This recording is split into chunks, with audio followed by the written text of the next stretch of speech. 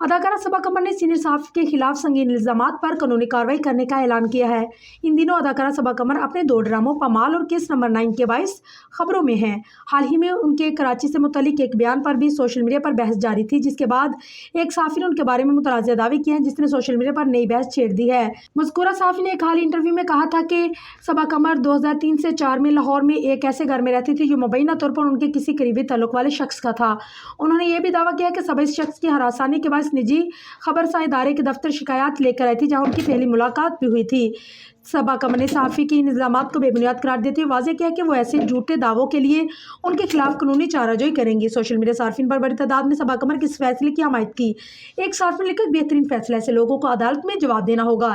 ایک اور صارف نے لکھا ہے کہ یہ شخص پہلے شعیب ملک کے حوالے سے بھی بیانات دے چکا ہے۔